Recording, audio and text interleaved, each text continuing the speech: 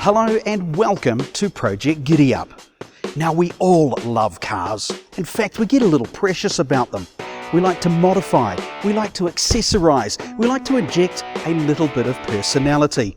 And if given the chance and opportunity, we also like to give them a little bit of a tune-up. So over the next few months, Project Giddy-Up will be doing exactly that.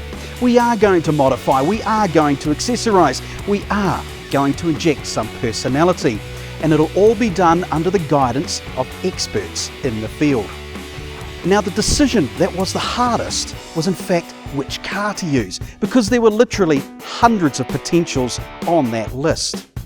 Some might just shake their heads at our final decision, and granted, not everything that came out of Henry Ford's stable was in fact a thoroughbred.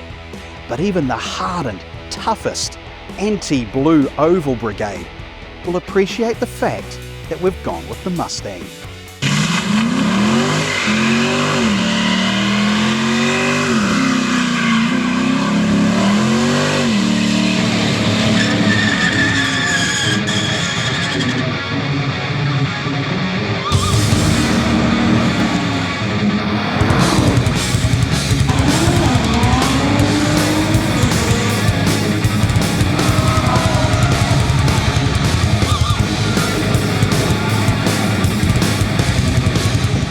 So of course we are going to do a performance test on the Mustang in Project Giddy-Up, but recently it was put on the racetrack and the drag strip by one of New Zealand's most loved race car drivers, Angus Fogg. And Angus, you went out there and you expected a lot, but you really didn't get much.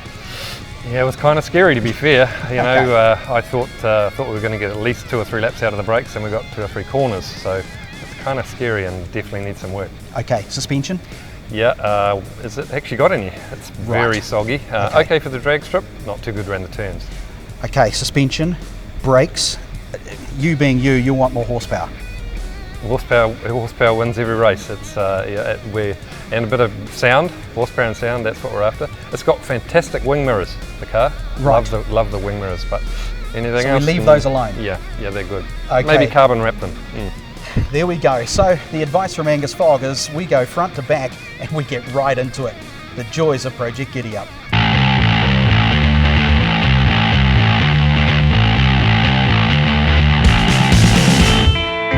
And so now it's time to think about the performance side of things for this Project Giddy-Up. And I'm with Sam Backledge from CTB Performance. And Sam, from stock, there's nothing there, is there? There's not a much there at all, really. They're pretty basic and they put out an average amount of power. Okay, the list then. The list must be horrendous of what you could do to it. What are your initial thoughts though? Initially, I'm thinking if we do a cam, that'll give us the nice lumpy idle that everybody loves. We'll get a supercharger on there and that will up the power significantly. Do an exhaust, make it sound nice and good, and then to finish it off, custom tune. Oh, I'm liking that a lot, but we've got to draw a line in the sand, don't we? We need to know what it currently has and then see what all these mods are actually going to do. And you can dyno that and make it happen. Yep, and we can give you a before and after, we can see what she's making. Let's get into it. Dyno time.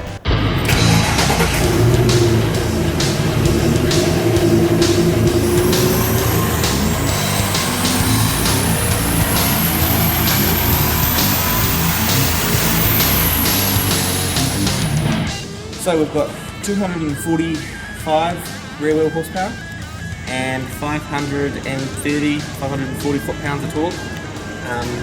It's a starting point, it's nothing too impressive. Good torque though, eh? Yeah, it's not bad.